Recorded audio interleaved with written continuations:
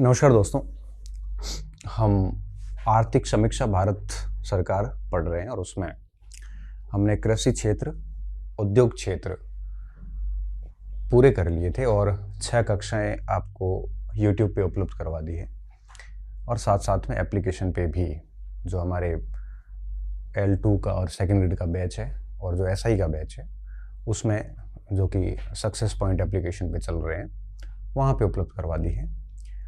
6 कक्षाएं हो चुकी हैं। आज हम बात करेंगे सेवा क्षेत्र पे, क्योंकि कृषि क्षेत्र, उद्योग क्षेत्र और सेवा क्षेत्र ये पहली क्लास में हमने बहुत अच्छी तरीके से समझ लिए थे कि इन तीनों में क्या डिफरेंस है, ये तीनों किसी भी देश की अर्थव्यवस्था के लिए क्यों महत्वपूर्ण है, इन तीनों के अंदर कौन कौन से एरिया को शामिल किया जाता है, ये सारी बातें हमने पहली क्लास में देख ली थी। और मेरा सुझाव ये है कि इस कक्षा को देखने से पहले आप जो पहली क्लास हुई थी वहाँ से लेके और ये आज जो आपके 7वीं कक्षा है, ये 7th क्लास है आज, और इसके बाद एक क्लास और होगी जिसमें हम विदेशी व्यापार पढ़ लेंगे। 8 कक्षाओं के साथ में हमारा ये पूरा हो जाएगा। तो आप 8 कक्षाएं देख लेंगे तो ये जो टॉपिक है आपका L2 में, सेकेंड ग्रेड में और SI बैच में, इन तीनों में बढ़िया हो जाएगा। और मुझे उम्मीद है कि प्रश्न यहाँ से फंस जाएंगे, क्योंकि भारत सरकार की समीक्षा तो पढ़ ली, अब इससे अधिक कोई अंत नहीं है। ठीक है, तो हमारा प्रयास यही रहा यहाँ पे। तो आज हम 7वीं कक्षा शुरू करने जा रहे हैं। आप इसको ध्यान से सुनना और जहाँ जहाँ मैं रेड मार्क करूँ वो बिंदु आप अपने बुकलेट में नोट्स के रूप में उतार देना, ताकि PPT प्रिंट नहीं करनी पड़े, आपको PDF प्रिंट नहीं करनी पड़े। और ये ज़रूरी होता है कि आप जो है वो आपके शॉर्ट में नोट्स बना दें। तो पिछली क्लासेस की भांति इस कक्षा में भी जो महत्वपूर्ण बात है वो मैं रेड मार्क यूज़ करूँगा, और जो बिंदु काम के नहीं हैं वो हम समझते जाएंगे और आगे चलते जाएंगे। ठीक है, क्योंकि नोट्स हमेशा संक्षिप्त होते हैं, तो उसमें ज़रूरी बातें ही लिखी जाती हैं, जो समझने योग्य बातें होती हैं उसको दिमाग में रखा जाता है।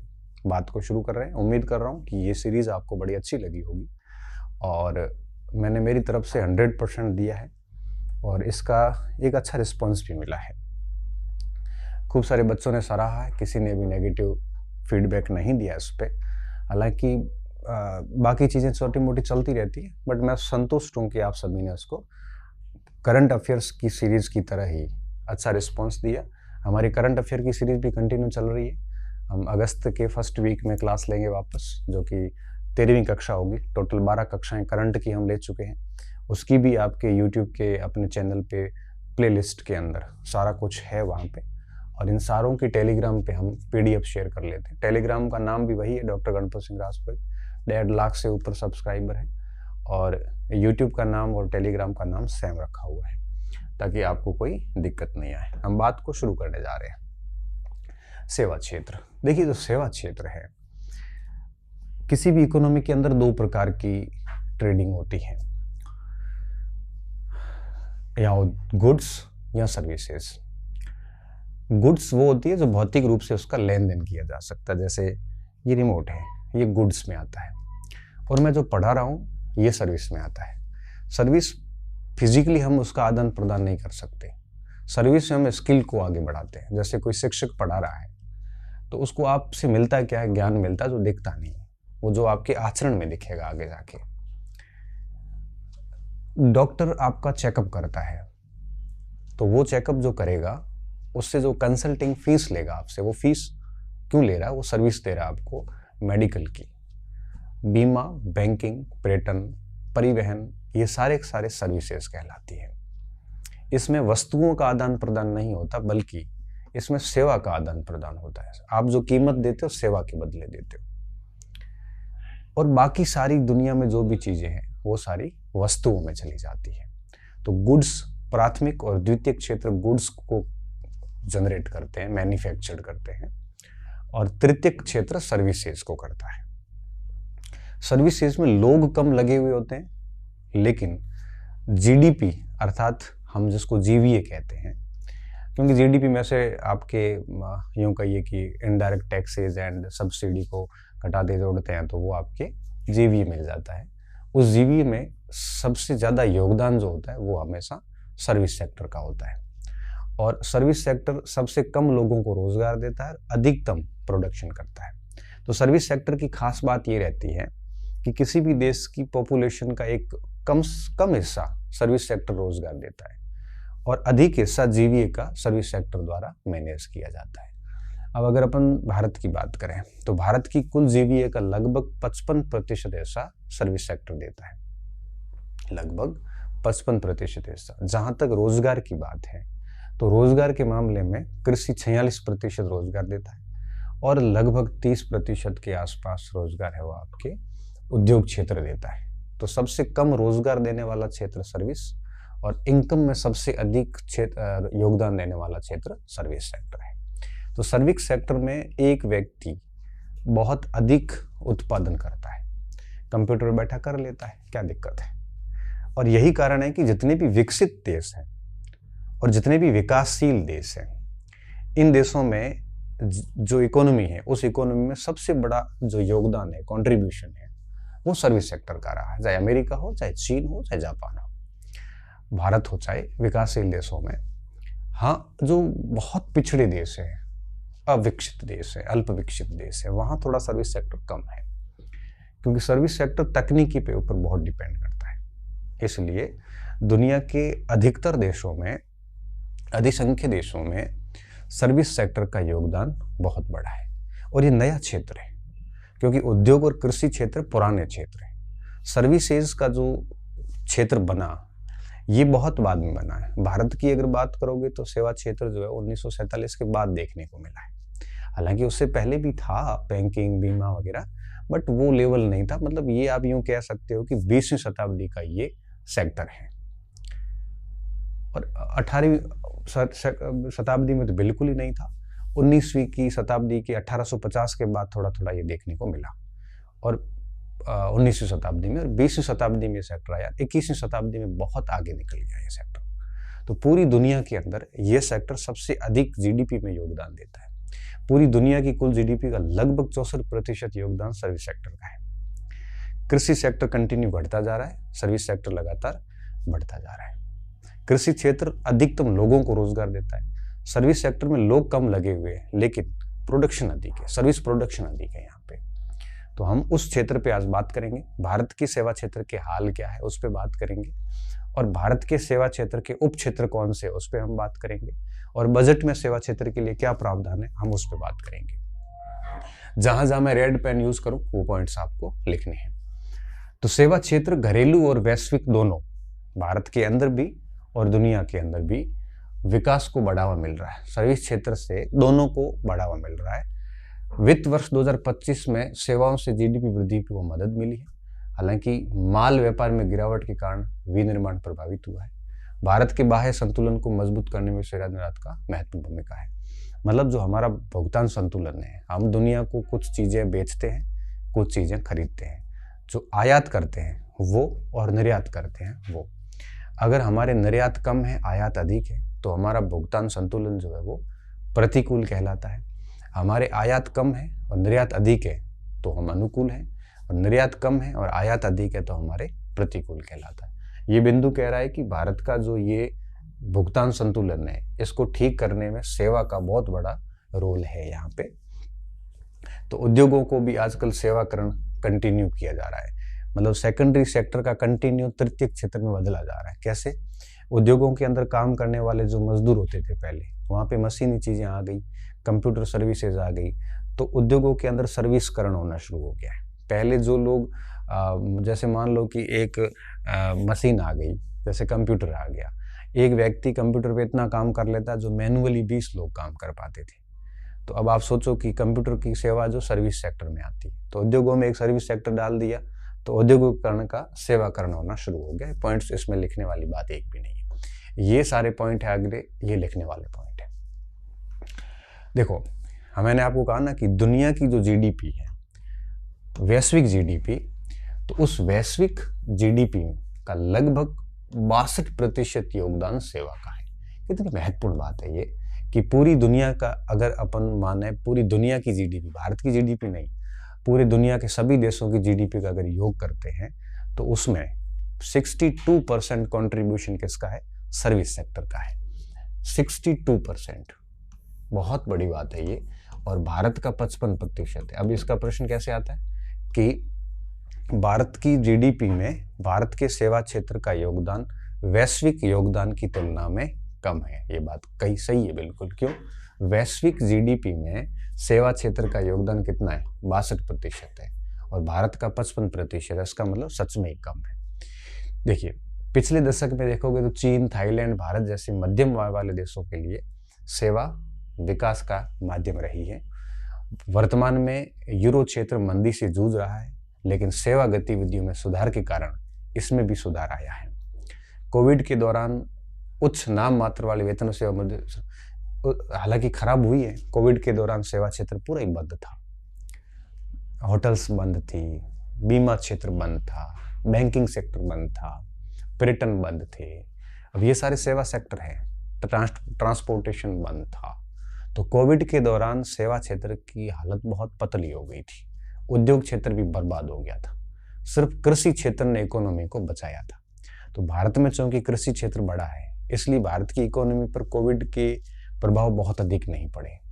अमेरिका जैसे देश जो है, जो सेवा पे बहुत अधिक निर्भर है, सेवा और इंडस्ट्री पे, कोविड में वो बर्बाद हो गए थे। अविस्फीति की स्थितियां जो है वो बन गई थी। चलो, तो आपको इस पूरे में ये लाइन लिखनी है कि सकल घरेलू उत्पाद में 62% योगदान जो है वो सर्विस सेक्टर का है। ठीक है, आगे बढ़ते हैं।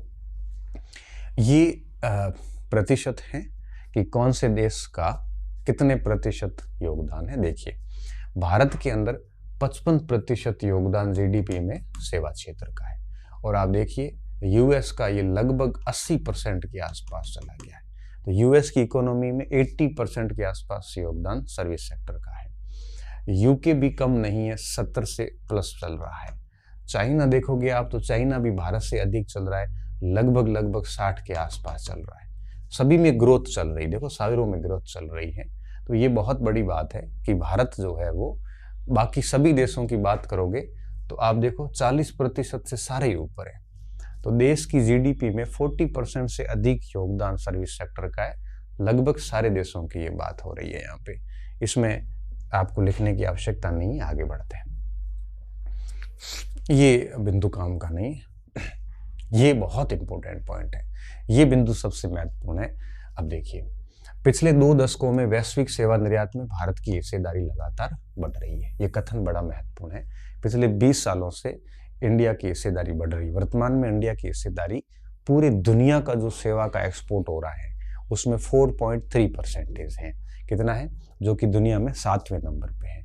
वैश्विक सेवा निर्यात में 4.3% हिस्सेदारी भारत की है, जो कि वैश्विक स्तर पे 7वें स्थान पे है। पहले स्थान पे आज भी अमेरिका बना हुआ है, 13% योगदान देता है। उसके बाद ब्रिटेन बना हुआ है, 7.4% योगदान है। फिर 5.5% जर्मनी देता है। फिर आयरलैंड, चीन, फ्रांस देते हैं। प्रत्येक का हिस्सा लगभग 5% के आसपास है। भारत 4.3% के आसपास है। ये सारे पॉइंट्स लिखने हैं आपको। पहले ये लिखना है कि पिछले 2 दशकों में भारत का जो सेवा निर्यात है, वैश्विक क्षेत्र में इसका योगदान कंटिन्यू बढ़ा है। वर्तमान में भारत 7वें नंबर पे है। और वैश्विक सेवा निर्यात में पूरे विश्व में जितनी भी सेवाएं बेची जाती हैं उनमें भारत का योगदान 4.3% का है। पूरे निर्यात कैसे? जैसे मान लो कि पूरी दुनिया के अंदर 100 रुपए की सर्विसेज बेची गई, ठीक है, तो 100 रुपए की सर्विसेज बेची गई तो उसमें भारत ने कितना कंट्रीब्यूट किया है? 4.3% सेवा भारत ने बेची है। दुनिया में ये 7वें नंबर पे है। और अमेरिका सबसे टॉप पे चल रहा है 13% के साथ में। ठीक है, अमेरिका सर्विसेज में आ गई है, सीधी सी बात है।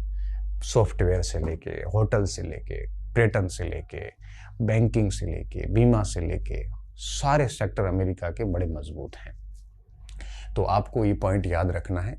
वैश्विक माल निर्यात में एक बिंदु नहीं है, ये सबसे महत्वपूर्ण बिंदु थे, ये आपको लिख लेना है यहाँ पे। अब देखिए, अब भारत की जो हिस्सेदारी है सर्विस सेक्टर में वो 4.3% है सेवा क्षेत्र में। और भारत का वस्तुओं का व्यापार कितना है? हिस्सेदारी 1.8% है। तो ये पॉइंट्स आपको लिखने हैं कि वैश्विक निर्यात में सेवा का हिस्सा 4.3% है और वस्तुओं का हिस्सा 1.8% है। तो ये बात बहुत ध्यान रखनी। इसका कथन कैसे बनता है कि निम्नलिखित में से कौन सा कथन सही है कि भारत का वैश्विक व्यापार निर्यात में योगदान भारत के वैश्विक सेवा निर्यात की तुलना में अधिक है? तो नहीं है, सेवा निर्यात अधिक है। भारत का वैश्विक निर्यात 4.3% है सेवा क्षेत्र में और वस्तु क्षेत्र में 1.8% है, ये बात भी सही है। भारत का सेवा का निर्यात लगातार बढ़ रहा है, ये बात भी सही है, 2 दशकों से कंटिन्यू बढ़ रहा है। तो इसमें से आपको ये पॉइंट लिखने हैं। और एक बिंदु और, 2005 में ये 1.9 था, 2014 में 3.0 हो गया और 2023 में ये 4.3 हो गया।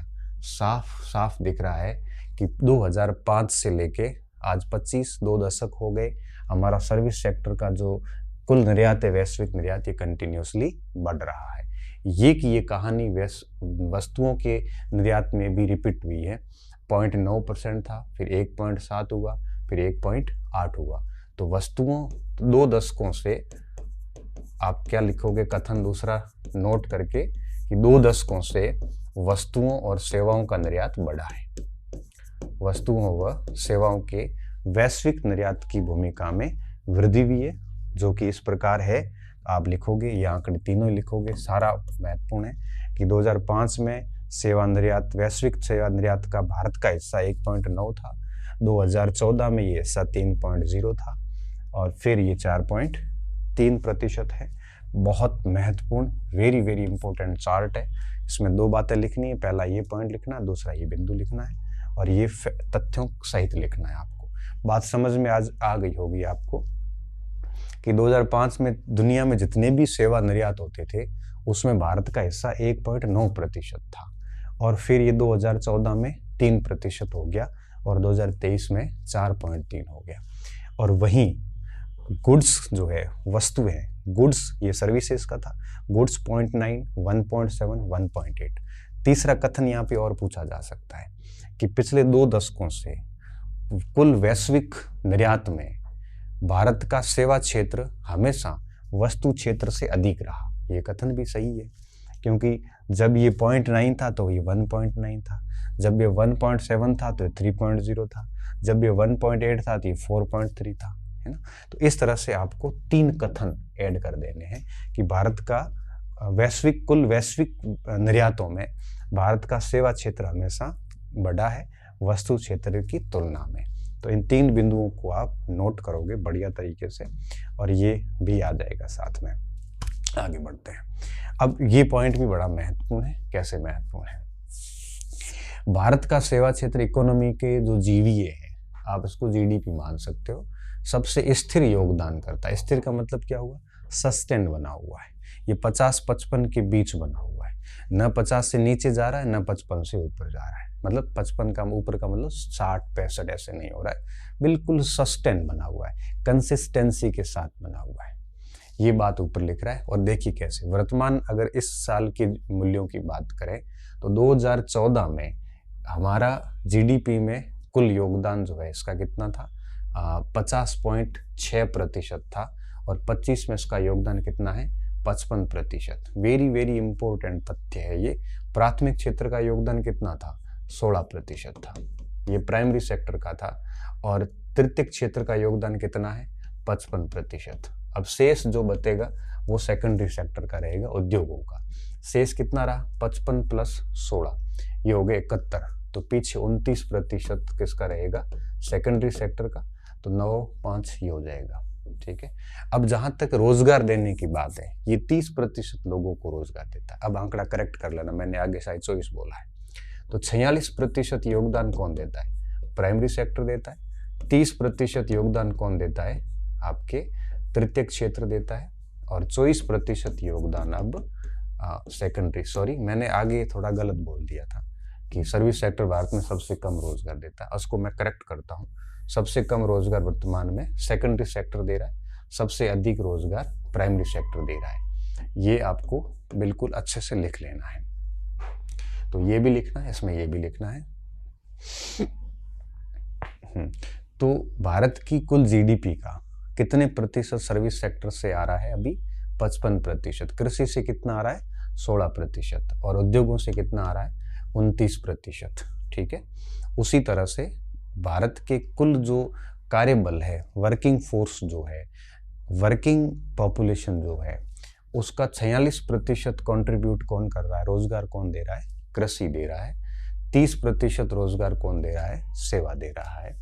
और पीछे बचा 24% रोजगार थे वो उद्योग दे रहा है। ठीक है।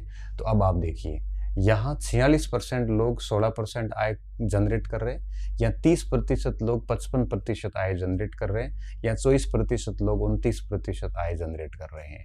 यह आंकड़ा बहुत बढ़िया तरीके से याद कर लेना। ये और बिंदु आपको नोट करना है, क्योंकि इसमें सारी पीपीटी बड़ी महत्वपूर्ण है।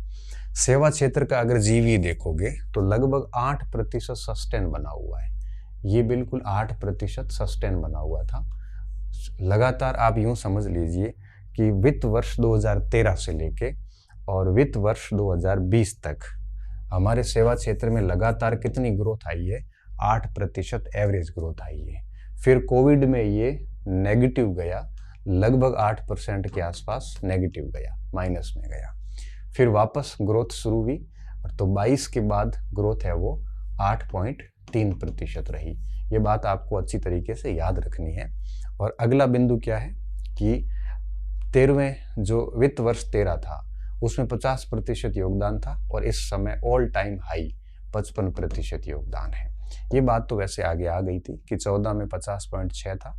तो आप देखिए, इसमें ये तो लिखने की जरूरत नहीं है, इसमें आप पहले लिख लोगे। इसको आपको लिखना है कि लगातार सेवा क्षेत्र में 2013 से 20 के बीच में लगातार आपके 21 तक मान लो 8% की ग्रोथ आई। फिर कोविड के कारण डाउन हुआ -8%। उसके बाद 8.3% औसत ग्रोथ है वो देखने को मिल रही है सेवा क्षेत्र में। इसका क्या मतलब है? इसका ये मतलब है कि जैसे 2013 में सेवा क्षेत्र 100 रुपये का था, तो 14 में 108 का हो गया, 19 में 14 में, फिर 15 में 108 का 8%, फिर 16 में उसका 8%, ऐसे कंटिन्यूसली बढ़ता गया है। तो ये पॉइंट आपको लिख लेना है। इसको यहाँ पे और लिखा हुआ है कि पिछले दशक में सेवा क्षेत्र में साल दर साल जो है वो बदलाव के आधार पर लगातार वृद्धि हुई। हाँ, कोविड-19 के कारण 2021 थोड़ा सा नेगेटिव गया। कोविड से पहले सेवाओं की औसत वृद्धि 8% थी। यही बात हम यहाँ पे बताने की कोशिश कर रहे थे। महामारी के बाद 2023 के बाद ये वृद्धि दर 8.3% रहा है। तो यही बात हमारे इस चार्ट में थी। तो आपको चार्ट के अनुसार ये पॉइंट्स ऐड कर देना है। और हाँ, ये पॉइंट भी लिख लेना है कि कोविड के दौरान डाउन हुआ था। और क्यों हुआ था? क्योंकि सर्विस सेक्टर लगभग सारा का सारा बंद था। अब मैं की पॉइंट्स पे बात करता हूँ जो अभी तक हमने पढ़ा। वापस वही बात है कि 2014 में हमारे जीवीए में सेवा क्षेत्र का योगदान 50.6 था, 25 में एग्जैक्टली 55.3% है। बहुत अच्छी तरीके से फैक्ट आपने पहले ऐड कर लिया होगा। वैश्विक निर्यातों में योगदान हमारा 4.3% है, दुनिया में 7वें स्थान पे है। ये पॉइंट भी हमने पीछे ले लिया। ये वही पॉइंट है। सेवा क्षेत्र का भारत के लगभग 30% लोगों को रोजगार देता है। ये पॉइंट भी हमने पीछे लिख लिया है। इसके अलावा रेलवे वित्त वर्ष 24 में यातायात में 8% की वृद्धि हुई है। सड़क परिवहन क्षेत्र के जीवीए में सड़कों का सबसे अधिक योगदान है 78%। विमानन के मामले में भी हम अच्छी स्थिति में हैं, और पतन जल मार्गों के मामले में भी हम ठीक स्थिति में हैं, और पर्यटन और उसके मामले में भी पहले 5% का योगदान मिलता है। ये पॉइंट हमने सारे पहले से ले रखे हैं। सेवा क्षेत्र में कई उप क्षेत्र है, इसको आप लिख लेना सारा का सारा। कौन से उप क्षेत्र है?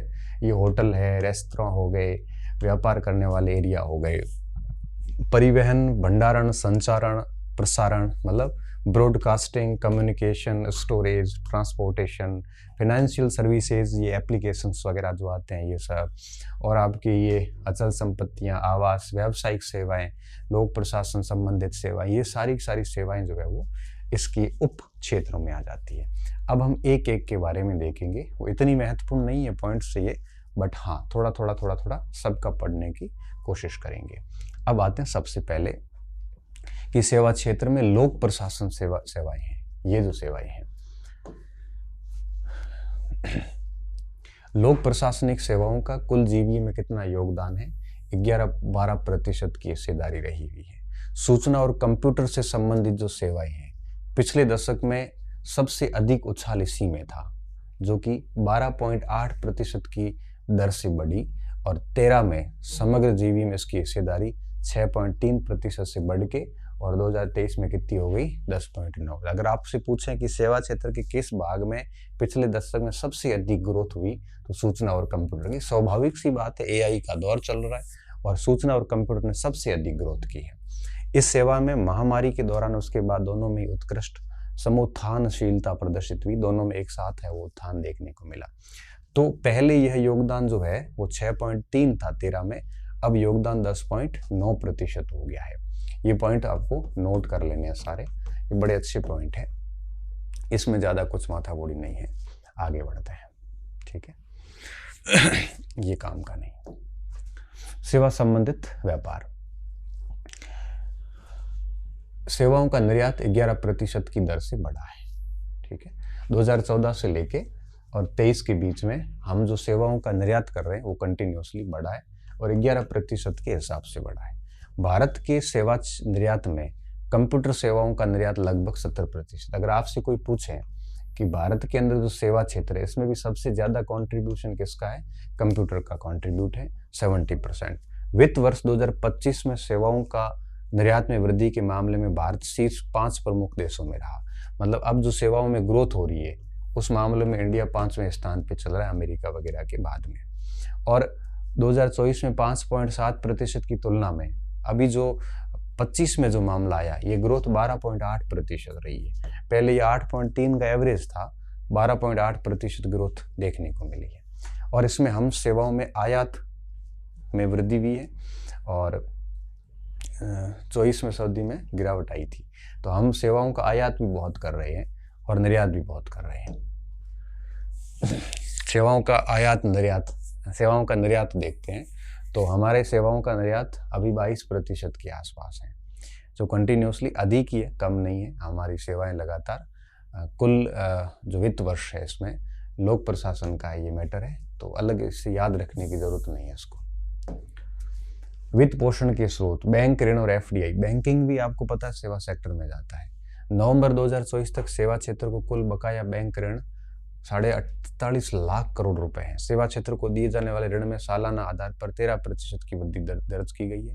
मतलब सेवा क्षेत्र जो लोन लेता है, जैसे किसी बैंक ने लोन ले लिया या बीमा ने लोन ले लिया, बीमा कंपनी ने, या फिर आपके यूँ कहिए कि जो होटल्स ने लोन ले लिए या पर्यटन इंडस्ट्री ने लोन ले लिए, तो सेवा क्षेत्र को कुल कितना लोन मिला हुआ है? 48.5 लाख करोड़ का लोन मिला हुआ है बैंकों से वगैरह से, क्योंकि बैंक भी लोन लेती है आरबीआई वगैरह से, बैंक दूसरे बैंक से भी लोन लेता है।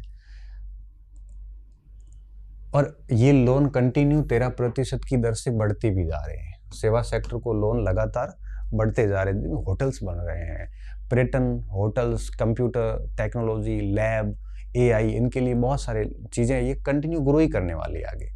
सेवा क्षेत्र में भी कंप्यूटर, सॉफ्टवेयर और पेशेवर सेवाओं में अधिक ऋण वृद्धि हो रही है। अब आपको पता है कि सॉफ्टवेयर टेक्नोलॉजी में खूब सारा खर्चा आता है, तो यहाँ पे खर्चे के लिए लोग है वो लोन लेते हैं। ये तीनों पॉइंट आपको याद रखने हैं कि 48.5 लाख करोड़ रुपए के लोन बाकी है सेवा क्षेत्र पे। पूरी इंडस्ट्री लोन पे चलती है, इन लोगों के ऊपर खूब लोन होते हैं। चाहे आप रिलायंस में चले जाओ, चाहे आप अडानी में चले जाओ, इनके कोई भी प्रोजेक्ट बिना लोनिंग के नहीं हो पाते। अरबों रुपए की लोनिंग लगती है और फिर जब इनका रिटर्न आना शुरू होता है तब ये लोन चुकाना शुरू करते हैं। कई बार इंडस्ट्री घाटे में चली जाती है तो लोन चुकाना बड़ा मुश्किल काम हो जाता है। फिर ये क्या करते हैं कि मल्टी डाइवर्स करते हैं, बहुत सारे क्षेत्रों में पैसे डालते हैं। तो एक आधा डाउन होता है तो दूसरे फील्ड से पैसे निकाल के वहाँ पे वो लोन भरे जाते हैं इनके। तो बीच में हिडनबर्ग की जो रिपोर्ट आई थी अडानी के ऊपर, तो उसमें अडानी के ऊपर यही तो आरोप लगे थे कि इन्होंने जितने लोन ले रखे इतनी इनके पास प्रॉपर्टी नहीं है। इन्होंने शेयर मार्केट के अंदर जितनी मार्केट कैप बताई गई इतना इनके पास में पीछे पुदीना नहीं है। फिर भारत सरकार ने बचाव किया था कि ऐसा कुछ भी नहीं है, ये एक प्रायोजित षड्यंत्र है वैश्विक रूप से भारतीय इन्वेस्टर्स को या भारतीय मार्केट को गिराने का। ठीक है, तो ये भारतीय सेवा क्षेत्र का जो लोनिंग है वो सेवा क्षेत्र पे कितना बकाया है? 48.5 लाख करोड़ रुपए बकाया है और ये और बढ़ता जा रहा है। ऋण जो है वो लगातार 13% की ग्रोथ से बढ़ता जा रहा है। और ये सेवा क्षेत्र में भी कंप्यूटर सॉफ्टवेयर और पेशेवर सेवाएं जितनी भी है, पेशेवर सेवाओं में ये सारा ही आ जाता है, होटल्स वगैरह, इनका ज़्यादा है। ये बैंकिंग सर्विसेज है, इसमें ज़्यादा कुछ माथामुड़ी नहीं करनी है आपको, ठीक है। वित्त वर्ष 2025 में एफडीआई इक्विटी अंतर्प्रवाह, ये आपको नहीं पूछेंगे, बैंकिंग का पूछा जा सकता है। भारतीय रेलवे पे आते हैं अब, ठीक है। भारतीय रेलवे विश्व का चौथा सबसे बड़ा नेटवर्क है, अमेरिका, चीन, ब्रिटेन, इनके बाद में रूस। भारतीय रेलवे से उत्पन्न पैसेंजर ट्रैफिक में पिछले वर्ष की तुलना में 8% की वृद्धि हुई। क्योंकि ट्रेवलिंग दो प्रकार की होती है, पहली एक पैसेंजर होती है, एक फ्रेट होती है। फ्रेट यानी माल परिवहन, पैसेंजर यानी यात्री परिवहन। तो यात्री परिवहन में हमें पिछले वर्ष में 8% ग्रोथ देखने को मिली है। और राजस्व जो अर्जित होता है, यात्री परिवहन तो हमेशा मोस्टली घाटे में जाता है। रेवेन्यू सबसे अधिक कहाँ से मिलता है? रेवेन्यू मिलता है माल परिवहन से। और माल परिवहन ढुलाई से 5.2% की वृद्धि हुई राजस्व में। तो रेलवे का उद्धार जो है, रेलवे चल रहा है माल परिवहन पे। यात्री परिवहन लगभग घाटे में जाता है, घाटा पूरा होता है माल परिवहन। माल गाड़ियाँ जो जाती है ना, यहीं से चीज़ें ठीक होती है। यात्रियों तो टिकट चोरी कर करके हालत खराब कर रखी है। तो यात्री परिवहन में इतना नहीं मिलता जितना कि माल परिवहन में मिलता है। ये पॉइंट भी आपको ऐड करना है, इनमें आपको उलझना नहीं है। आगे बढ़ते हैं। बढ़ते पैसेंजर ट्रैफिक को देखते हुए सरकार यात्री सुविधाओं को बेहतर बनाने के लिए कदम उठा रही है। क्योंकि देखो, कब तक माल परिवहन, कब तक घाटा दूर करेगा। इसलिए यात्री सुविधाएं बढ़ाओगे तो यात्री एसी में यात्रा करेंगे। एसी कोच बढ़ा दो, एसी की रेट बढ़ा दो, तो वहाँ से ज़्यादा बेनिफिट्स होंगे। और आपके जनरल के डिब्बे कम कर दो, उसके स्थान पे रिजर्वेशन के डिब्बे बढ़ा दो, तो रिजर्वेशन में बैठेगा वो जनरल टिकट लेके ही बैठेगा। तो ऐसी व्यवस्थाएं करो कि सारे लोग टिकट लें। एसी के कोच बढ़ जाएंगे तो निश्चित तौर पे लोग चार्ज अधिक देंगे, सुविधाएं उनको बढ़िया मिलेगी। जनरल कोच कम कर दो, वहाँ से वैसे टिकट कम आती है, और सरकार यही पॉलिसी कर रही है अभी। तो पैसेंजर ट्रैफिक को देखते हुए सरकार यात्री सुविधाओं को बेहतर बनाने के लिए कदम उठा रही है। 24 तक देश भर के अंदर 7,325 रेलवे स्टेशनों में से 1351 स्टेशन पर ट्रेन इंडिकेशन बोर्ड लगे हुए हैं, कोच गाइडेंस सिस्टम लगे हैं, डिजिटल घड़ियां लगी हुई हैं, पब्लिक एड्रेस सिस्टम उपलब्ध करवाए गए हैं, और वाईफाई सुविधाएं दी जा चुकी है। मोबाइल कैटरिंग सर्विसेज हैं, आप मोबाइल पे है वो खाना मंगवा सकते हो। नई नीति भी बनाई गई है, कई सारे खान पान के लिए भी कई किचन चालू किए गए हैं।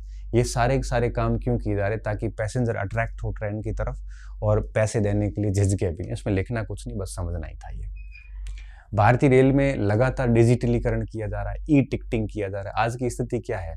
86% लोग ई टिकटिंग कर रहे हैं। पहले तो विंडो पे भीड़ लगती थी तो यात्री परेशान होते थे। आजकल 100 में से 86 टिकट है वो ई टिकट हो रहे हैं, मोबाइल से किए जा रहे हैं। चालू वित्त वर्ष की शुरुआत में जो अनरिजर्व टिकट थे वो भी 28% थे, अब वो 33%। अब पहले तो क्या होता था कि जो लोकल टिकट लिए जाते थे वो तो फाटक खिड़की से लिए जाते थे, अब वो भी बढ़ के 33% हो गए हैं, जो है वो ई टिकटिंग हो रही है। 98% मामलों में 24 घंटे के भीतर रिफंड करने की प्रक्रिया शुरू कर दी गई है। सभी काउंटर पर डायनामिक QR कोड ले लिया गया है। क्लाउड नेटिव तकनीकी, ये सारी सुविधाएं कर दी गई ताकि अधिक से अधिक यात्री ट्रेन में आए और ट्रेन का जो यात्री परिवहन है वो भी मुनाफे में चला जाए। पर्यटन को बढ़ावा देने के लिए कई सारी और ट्रेन चलाई गई। भारत गौरव ट्रेन है, इसके अलावा बहुत सारे सांस्कृतिक ट्रेन वगैरह भी हैं। तो ये सारा काम भी कंटिन्यू किया जा रहा है ताकि बढ़िया हो। भारतीय गौरव ट्रेनों से स्थलों पर, पर्यटन स्थलों पर 1,51,000 पर्यटकों को ले जाने के लिए 325 यात्राएं संचालित की गई हैं। तो ये सारी व्यवस्था इसलिए की जा रही ताकि रेलवे का मामला जो है वो पॉजिटिव चला जाए। अब आती है बात सड़क परिवहन की। अगर परिवहन सेवा जो है उसमें से सबसे अधिक योगदान है सड़क परिवहन का, ये लाइन आपको याद रखनी है, ठीक है। 2023 के दौरान परिवहन सेवाओं के कुल जीवी में सड़क परिवहन का हिस्सा 78% है। कितना? 78% हिस्सा है। ये पॉइंट आपको याद रखना है कि जो परिवहन सर्विसेज है, कुल सर्विसेज में नहीं भाई, कुल सर्विसेज का उप सेक्टर है, सब सेक्टर है परिवहन। परिवहन के अंदर भी रेलवे, विमानन, सड़क, ये सब है। तो परिवहन सेवाओं में सबसे अधिक योगदान सड़क परिवहन का है, 78%। ये दोनों बिंदु आपको बढ़िया से लिख लेने हैं। अब इनके लिए क्या सुविधाएं की है ये आपको सिर्फ समझ लेनी, लिखने की जरूरत नहीं है। राष्ट्रीय राजमार्गों पर उपयोगिता सुविधा को बढ़ाने के लिए अत्यंत महत्वपूर्ण है। सरकार फास्टैग की व्यवस्था कर रही है, इलेक्ट्रॉनिक टोल संग्रह की व्यवस्था कर रही है। इस टोल प्लाजा पर औसत प्रतीक्षा समय पहले 734 सेकंड तक लोग खड़े रहते थे, अब ये घट के 47 सेकंड हो गया। मतलब औसतन आपको एक टोल प्लाजा पे पहले 5-5 मिनट खड़ा रहना पड़ता था, 5 के 10-12 मिनट खड़ा रहना पड़ता था, अब ये टाइम घट के 47 सेकंड हो गया। ठीक है, मतलब 1 मिनट से भी कम हो गया। अब आपको सर हम तो कभी 734 सेकंड खड़े नहीं रहे, क्योंकि बड़े बड़े 6 लेन हाईवे है ना, वहाँ पे कई बार 10-15 मिनट खड़ा रहना पड़ जाता है। तो औसत ये है सारा। 4 लेन प्लस राष्ट्रीय राजमार्ग बनाए, हाई स्पीड कॉरिडोर बना दिए गए हैं। ये सारी व्यवस्थाएं की जा रही है ताकि सड़क परिवहन और ग्रो करें। अब आता है विमानन। विमान भारतीय वैश्विक स्तर सबसे तेजी से बढ़ने वाला विमान बाजार है। सबसे ज्यादा एविएशन का ग्रोथ है वो भारत में हो रहा है। हवाई यातायात में पर्याप्त वृद्धि को ध्यान में रखते हुए भारतीय एयरलाइनों ने विश्व स्तर पर विमानों के लिए सबसे बड़े ऑर्डर दिए हैं। पीएम गति शक्ति पहल, ये याद रखना, पीएम गति शक्ति पहल का उद्देश्य पूरे देश में एक निर्बाध मल्टी मॉडल कनेक्टिविटी नेटवर्क तैयार करना है। इस पहल के तहत विमानन क्षेत्र को रेलवे, सड़क और जल मार्ग जैसे परिवहन के अन्य साधनों के साथ एकीकृत किया जाएगा। वेरी वेरी इंपॉर्टेंट पॉइंट है ये। ठीक है, क्या पीएम गति शक्ति क्या है? तो इसमें क्या किया जाएगा कि जहां हवाई अड्डा जहां भी बंदरगाह है वहां रेलवे भी होगा, वहां पे सड़क भी हो और वहां पे बंदरगाह भी हो, तो सब एक कनेक्टिविटी एक जगह, इसे हम पीएम गति शक्ति। जैसे जोधपुर के अंदर हवाई अड्डा बना हुआ है तो वहां पे आपके ट्रेन का काम भी करना, सड़क का काम भी करना, इस तरह से स्थापित करना ताकि जहां कहीं बंदरगाह है वहां पे ये सारे स्थान हो। हालांकि बंदरगाह हर जगह नहीं हो सकता, बाकी हर जगह हो सकते हैं। जल मार्ग भी हर जगह नहीं हो सकते, तो ये सारे प्रयास किए जा रहे हैं। ठीक है, एयरवेज में भी ये यात्री पैसेंजर कंटिन्यू बढ़ रहे हैं, बट क्या होता है अभी अहमदाबाद के अंदर जो वायु दुर्घटना भी, ये सारे भारतीय एविएशन इंडस्ट्री के लिए सबसे नेगेटिव पॉइंट है। सॉरी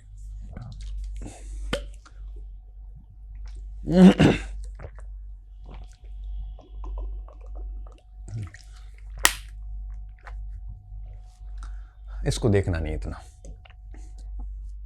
ये एवरेज कार्गो है, एयरवेज कार्गो मतलब सामान परिवहन ले जाने वाले।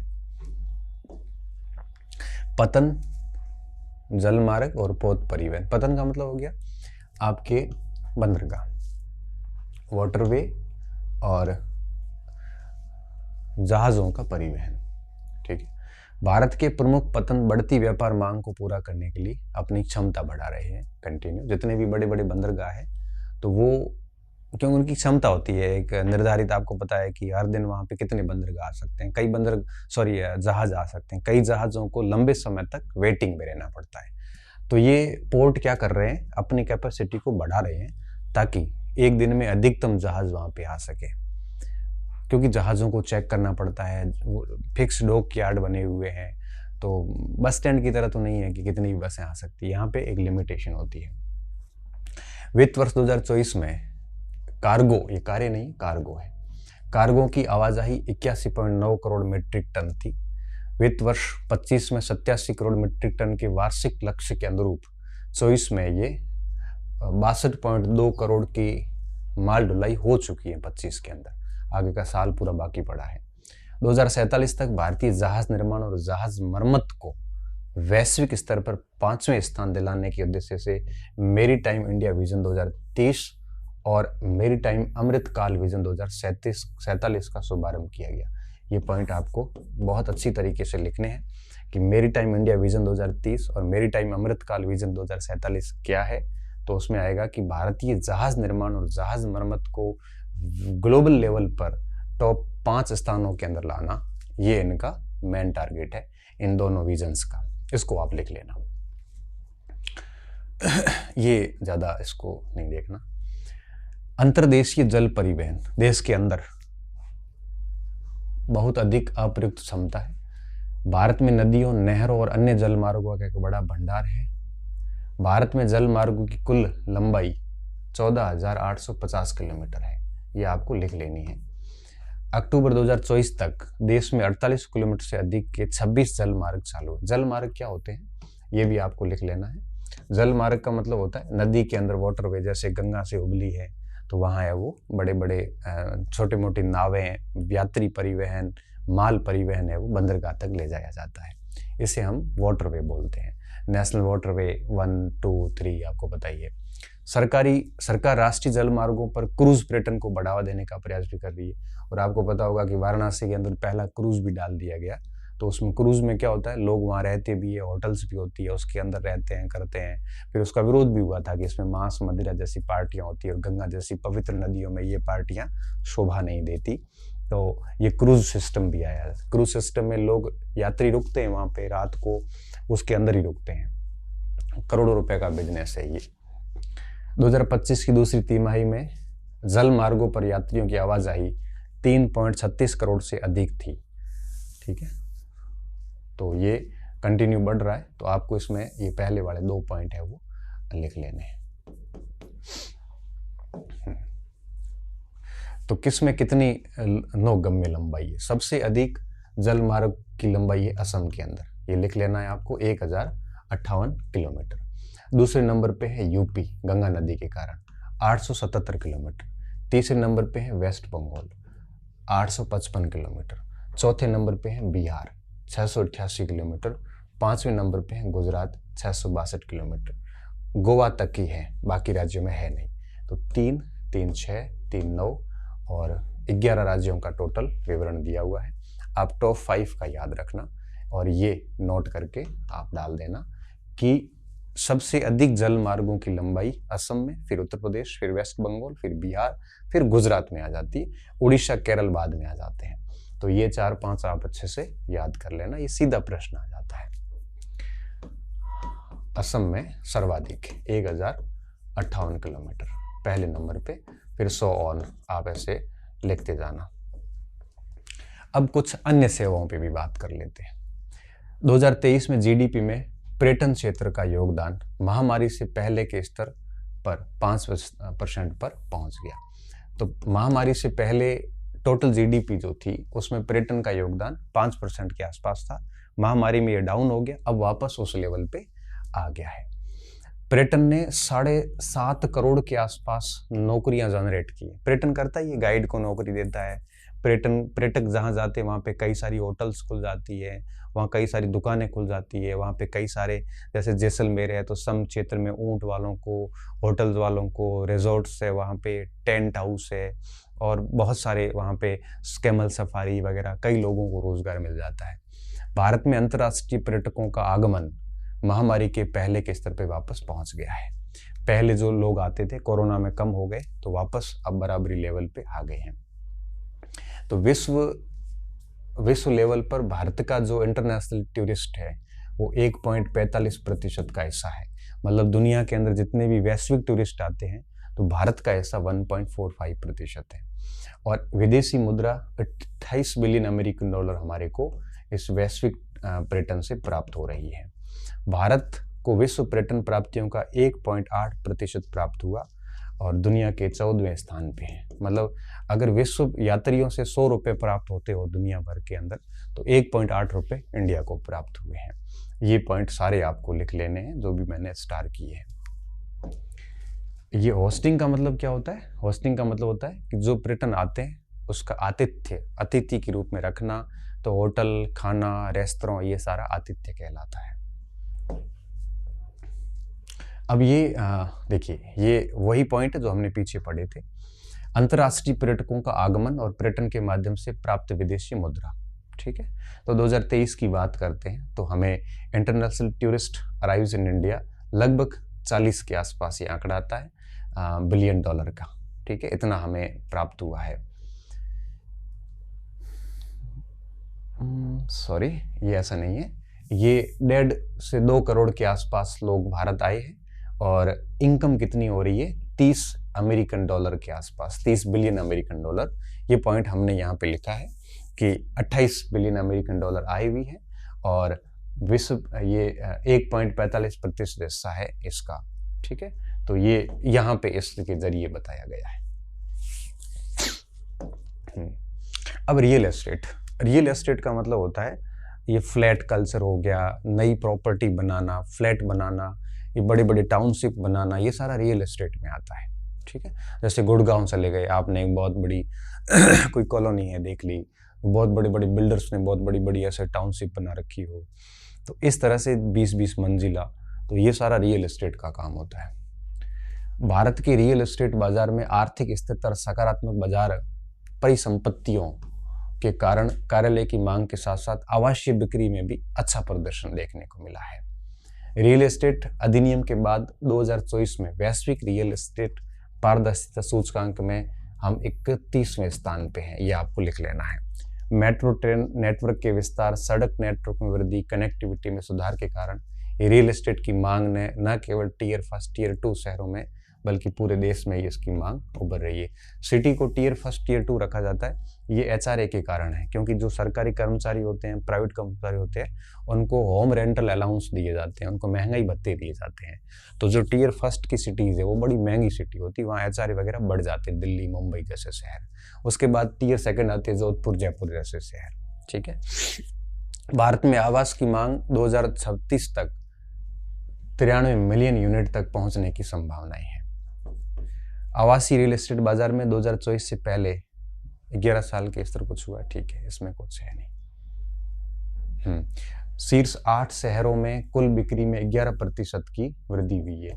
सीधी सी बात है, जब शहर जो है वो 2 तरीके से फैलते हैं, एक हॉरिजॉन्टल, एक वर्टिकल। जब भूमि आसपास बहुत हो तो नए बंगलो बन बन के बिकते हैं, शहर फैलता जाएगा। जैसे अहमदाबाद आप देखो, पालनपुर तक आ गया, अहमदाबाद से निकल के पालनपुर तक आते हैं, पता ही नहीं चलता अहमदाबाद कब खत्म हुआ है। और जब शहर क्षैतिज नहीं बढ़ सकते तब बड़ी बड़ी स्टोरी मल्टी स्टोरी बिल्डिंग्स बनती है, हॉरिजॉन्टल बढ़ने शुरू हो जाते हैं। जनसंख्या बढ़ रही है, लोग रोजगार के लिए शहरों में जाते हैं, तो निश्चित तौर पे शहरों के अंदर रियल एस्टेट की डिमांड कंटिन्यू बढ़ती जा रही है।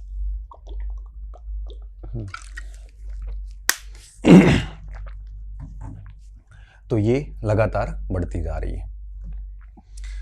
बकाया ऋण, आवासन वगैरह ये तो ठीक है, कॉमर्शियल रियल एस्टेट वगैरह, हाउसिंग, ठीक है।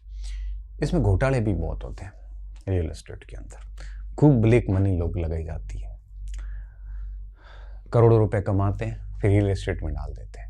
हालांकि अब तो बहुत मुश्किल हो गया है। रियल एस्टेट में क्या होता है, स्टाम्प अलग बन जाता है, वास्तविक कीमत अलग होती है, दी अलग दी जाती है। हालांकि अब तो गवर्नमेंट ने इतना ई टेक्नोलॉजी कर दी है कि अब बहुत फेयर काम होने लग गए हैं। तो रियल एस्टेट में पैसे लगाना भी आसान नहीं है, क्योंकि सारा काम डॉक्यूमेंटल होता है। किसी ने 2 करोड़ का फ्लैट खरीदा तो अब वो 2 करोड़ रुपए का हिसाब देना पड़ेगा, आप कहाँ से लेके आए 2 करोड़, आपके इनकम का सोर्स क्या है। तो ऐसी स्थिति में ब्लैक मनी होती है तो फिर वो व्यक्ति नहीं कर पाता, फिर उसको लोन लेने पड़ते हैं, कुछ पैसे वो नकद देता है, बहुत मुश्किल से मैनेज हो जाता है। पहले इस क्षेत्र में बहुत पैसा था और लोग खूब सारा इन्वेस्टमेंट करते थे, अब सरकार की नज़र में है ये। अब आईटी सर्विसेज आपको पता है कि ये सूचना प्रौद्योगिकी में क्या होता है, बहुत सारी चीज़ें हैं आईटी के अंदर। आईटी में फ़ोन के कॉल से लेके, जैसे मान लो अमेरिका के बैंक के अंदर लोगों ने लोन फाइल किया, उन फाइलों को चेक कौन करे, वहाँ पे तो इतना श्रम महंगा भी बहुत है।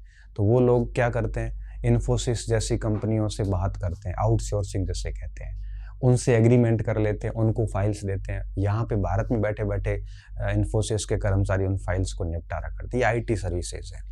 इसके अलावा मैंने किसी को ठेका दे दिया कि मेरी मार्केटिंग करती हैं, तो वो लोग उसका मार्केटिंग का ठेका ले लेते हैं, मेरी वीडियो से क्लिप बना के काम करेंगे, ये आईटी सर्विसेज है। इसके अलावा इंफॉर्मेशन टेक्नोलॉजी के अंदर सारी चीज़ें आ जाती है, एप्लीकेशन से लेके सब आईटी में आ जाता है। भारतीय आईटी इंडस्ट्री जो है ये अग्रणी स्थान रखती है और निर्यात बढ़ाने में इसका बड़ा महत्वपूर्ण योगदान है। नेस्कॉम की जो रिपोर्ट आई उसके अनुसार भारत के तकनीकी उद्योग ने बहुत दबावों और ग्लोबल जो जियोपॉलिटिक्स है उसके तनावों के बीच 2024 में असाधारण उत्थानशीलता दिखाई है। उद्योगों ने वित्त वर्ष 2004 में 3.8% की ईयरली वर्ष दर वर्ष वृद्धि के साथ साथ 254 बिलियन अमेरिकन डॉलर का राजस्व प्राप्त किया है इस आईटी इंडस्ट्री ने। तकनीकी निर्यात भी बढ़ गया है, 200 बिलियन अमेरिकन डॉलर तक पहुंच गया है, 3.3% की वृद्धि को दर्शाता है, जबकि घरेलू बाजार में 5.9% की वृद्धि तकनीकी क्षेत्र में देखने को मिल रही है। नीचे वाला बिंदु काम का नहीं, ये 2 पॉइंट काम के हैं। एंजल टैक्स क्या होते हैं? बड़े इन्वेस्टर्स तो देते हैं, ये इसमें कुछ विशेष नहीं है। वैश्विक क्षमता केंद्र, ग्लोबल कैपेसिटी सेंटर,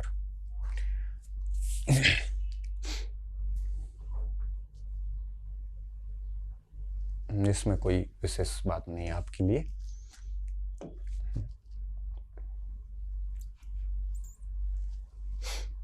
AI वगैरह का नॉर्मल बातें की गई है इसमें। अब है टेलीकम्युनिकेशन, दूरसंचार। स्मार्टफोन की बढ़ती लोकप्रियता, डेटा की बढ़ती खपत और 5G जैसी तकनीकों के आगमन के साथ भारत इस क्षेत्र में विस्तार कर रहा है। अब 5G जैसी तकनीकी और बड़े रील कल्चर भी आप कह सकते हो, क्योंकि दुनिया के अंदर किसी देश का एप्लीकेशन अगर भारत लॉक कर देता है तो वो एप्लीकेशन बर्बाद हो जाता है, क्योंकि दुनिया में सबसे अधिक दर्शक भारत के हैं। आप देखना, कोई बड़ा यूट्यूबर है और अगर इंडिया में बैन कर देता है ना, वो खत्म हो जाता है, क्योंकि सबसे अधिक रील देखने वाले लोग यहीं पे हैं, सबसे अधिक सब्सक्राइबर यहीं मिलते हैं, सबसे अधिक व्यू उनको यहीं से मिलता है। 31 अक्टूबर 2024 तक भारत 1.18 बिलियन से अधिक टेलीफोन ग्राहक थे भारत के अंदर। 84% की टेली घनत्व है, मतलब 84% के लोगों के पास में ये सब चीजें हैं। और 941 मिलियन ब्रॉडबैंड उपयोगकर्ता भारत में दूसरे सबसे बड़े दूरसंचार बाजार के रूप में खड़ा है, ये भी आपको लिखना है। देश प्रति ग्राहक मोबाइल डेटा खपत में भी अग्रणी है, दुनिया की सबसे सस्ती डेटा दरें भारत में मिलती है, ये भी आपको लिखनी है। सबसे अधिक मोबाइल डेटा भारत में खपत होता है, सबसे सस्ता भी यहाँ पे भी है। विश्व भर में सबसे तेज 5G रोल आउट की भारत की उपलब्ध दूरसंचार, इसकी सबसे तेज 5G भारत ने रोल आउट किया है, ये भी आपको ध्यान रखना है। यहाँ पे प्रति डेटा उपयोगकर्ता औसत वायरलेस डेटा देखिए। अब 5G के मामले में हम 15 GB डेटा यूज कर रहे हैं प्रति माह, ठीक है, पर महीना। भाई ये तो औसत आया है, बाकी हर दिन आप 2 GB सुबह सुबह रील देखना शुरू करते हैं आप लोग, 12-1 बजे तक तो आप 1-1.5 GB खत्म करके ही सोते हैं, फिर वापस काम करना शुरू करते हैं, क्योंकि आजकल 2-2.5 GB खर्च करना कोई बहुत बड़ी बात रही नहीं है। 2G डेटा तो ऑलमोस्ट खत्म हो गया है, 3G भी बहुत कम यूजेज हो गया है, सबसे अधिक यूजेज हो रहा है 4G का, और अब ये बढ़ गया है, 5G बढ़ गया है। तो आप देखिए कि 21 में क्या था, 21 में 3G, अभी तक लगातार 3G अधिक है, और अब देखो ये 2G घट रहा है और कंटिन्यू घटते घटते खत्म सा हो गया। अब देखो अभी भी है 2G, ये कहाँ पे है? ये पहाड़ी क्षेत्रों में, हिली एरिया में है। 3G भी कंटिन्यू डिक्लाइन हो रहा है, अभी तक तो 4G बढ़ रहा है और 5G ने अचानक से ग्रोथ ले ली है, ठीक है। और ये वायरलेस डेटा है, याद करने की जरूरत नहीं है, बस समझना ही था इसको। ये बहुत इंपॉर्टेंट पॉइंट है कि सेवा क्षेत्र के प्रदर्शन में स्टेट वार विश्लेषण हमें करना है। यहाँ पे राष्ट्रीय जीवे में सेवा क्षेत्र का योगदान 55%, ये बात हमने पहले भी लिख ली।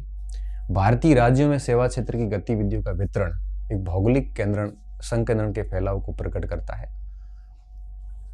2023 के सभी राज्यों में कुल सेवा क्षेत्र के GSVA का मतलब है ग्रोस स्टेट वैल्यू एडिशन में कर्नाटक और महाराष्ट्र का योगदान 1/4 से अधिक था, मतलब 2 स्टेट सबसे अधिक दे रहे हैं। बेंगलोर वगैरह सब यहाँ पे है ना, सर्विस सेक्टर का हब है बेंगलोर वगैरह, और महाराष्ट्र, मुंबई, बेंगलोर, मतलब कर्नाटक, महाराष्ट्र, ये राज्य तमिलनाडु, उत्तर प्रदेश, गुजरात के साथ मिलकर GSVA का 50% से अधिक हिस्सा साझा करते हैं। मतलब कर्नाटक, महाराष्ट्र, तमिलनाडु, यूपी और गुजरात, ये 5 राज्य देश का 50% जो सेवा क्षेत्र है उसको हैंडल करते हैं। इन राज्यों का कुल औद्योगिक GSVA में भी 50% से अधिक का योगदान है। दोनों एक दूसरे की सहायता कर, जो उद्योग होगा वहां सर्विसेज भी वहीं पे होगी। दूसरी ओर 19 राज्य मिलकर भी इतना 1/4 नहीं कर पाते, तो ये 1, 2, 3, अब देखो 6 राज्य जो है ये 50% से अधिक योगदान देते हैं, और 19 राज्य मिलकर भी 1/4 योगदान नहीं दे पा रहे हैं। 1/4 योगदान दे पा रहे हैं। आगे अपन इसको चार्ट से समझते हैं। सबसे अधिक योगदान है महाराष्ट्र का, ये आपको लिखना है, बहुत इंपॉर्टेंट है। और लगभग कितना है महाराष्ट्र का, प्रतिशत नहीं लिखा, लगभग ये हो जाएगा 17%। तो देश के सेवाओं में सबसे अधिक योगदान महाराष्ट्र का 17%। उसके बाद कर्नाटक का है 11%, फिर तमिलनाडु का है 9%, फिर यूपी का है 9, यूपी का लगभग 8.5%, फिर गुजरात का है 6%। ठीक है, तो ये इस तरह से है। टॉप 4 देख लेना। और राजस्थान हमारा कहाँ है, राजस्थान ये रहा, राजस्थान का होगा आपके 5%। तो 1 2 3 4 5 6 7 8 9वें नंबर पे राजस्थान है, ये आपको लिख लेना है। ठीक है, तो सेवा क्षेत्र में देश की इकोनॉमी में सबसे अधिक योगदान महाराष्ट्र का, फिर कर्नाटक का, फिर तमिलनाडु का, फिर यूपी, गुजरात 5, वेस्ट बंगाल 6, और उसके बाद में तेलंगाना स्टेट 7, उसके बाद में आपके केरल 8 और राजस्थान 9वें स्थान पे है। तो ये आपको लिख लेना है। कुल जीएसवी में लोक प्रशासन का हिस्सा, वो वापस लोक प्रशासन का हिस्सा दिया है। एमएन से मणिपुर, फिर नागालैंड और इनका हिस्सा है। अब यहाँ पे टेक्नोलॉजी है नहीं, लोक प्रशासन एक हिस्सा ही आता है, और तो क्या आएगा। प्रति व्यक्ति ये तो ठीक है, इसमें उलझने वाली बात नहीं है। कुल जीएसवीए में सेवाओं की हिस्सेदारी प्रति व्यक्ति के संबंध 4 अलग परिदृश्य है। जहाँ पे सेवाओं की तीव्रता कम है वहाँ कम प्रति व्यक्ति जीएसवी है, कम सेवा तीव्रता उच्च प्रति व्यक्ति सेवा है। ये क्या है? अच्छा, इसमें ये कहा हुआ है कि सेवाओं की हिस्सेदारी और प्रति व्यक्ति सेवा जो है उसमें संबंध क्या है। ठीक है, तो कम प्रति व्यक्ति सेवाएं जहां कहीं भी हैं वहां सेवा की तीव्रता भी कम है। और कुछ ऐसे स्टेट भी हैं जहां उच्च प्रति व्यक्ति सेवा क्षेत्र है लेकिन सेवा की तीव्रता वापस कम है। तो ये उल्टा कर दिया यहाँ पे। अब इसमें थोड़ा सा देख लेना है आपको कि मेघालय, उत्तराखंड, मिजोरम जैसे राज्यों में 1/3 से अधिक सेवाएं जो है वो व्यापार, होटल्स वगैरह की है। कई बड़े राज्यों में व्यापार और मरम्मत की गहनता मौजूद है। रियल एस्टेट वगैरह का जो मैटर है ये महाराष्ट्र, तमिलनाडु और वहाँ पे केंद्रित है। कर्नाटक, महाराष्ट्र वगैरह के अंदर आपके रियल एस्टेट, आवास का मामला जो है वो अधिक है। राजस्थान का यहाँ पे कहीं दूर दूर भी कोई संबंध है नहीं। और ये इन्हीं बातों को इन्होंने इसमें ले लिया है। अब हम बात करते हैं बजट में सेवा क्षेत्र के लिए क्या व्यवस्थाएं की गई है। ये एज इट इज़ हमने इसको ले लिया। ये ज़्यादा कुछ नहीं है, ये टैक्सेशन के मैटर है कि ये आय वर्ग के लिए है, इसको आपको याद नहीं रखना है। और टैक्स में क्या कुछ किया गया है वो सारी बातें हैं। रुपया कहाँ से आता है ये हमने थोड़ा ऐड कर लिया, बजट की कुछ बातें ऐड कर ली। रुपया सबसे अधिक हमें कहाँ से मिलता है? सबसे अधिक हमें उधारी से मिलता है, अन्य देनदारियों से मिलता है। उसके बाद हमें आयकर से रुपया आता है, जीएसटी से आता है, निगम कर से 17% आ रहा है। जाता कहाँ है रुपया? रुपया हमारा सबसे अधिक जा रहा है राज्यों को दे रहे हैं हम, और उसके बाद हम ब्याज में पैसे दे रहे हैं जो हमने लोन ले रखे हैं वो सारे के सारे। और फिर रक्षा में जा रहा है, सर्विसेज के लिए कुछ है नहीं इसमें। ये घाटे वगैरह लिखे हुए हैं, इसमें कुछ ज़्यादा है नहीं। और ये मैं हमेशा ही कहता हूँ कि माँ सरस्वती अपना ऋण नहीं रखती। तो सेवा क्षेत्र एक ही लेक्चर में आपका पूरा हो गया है।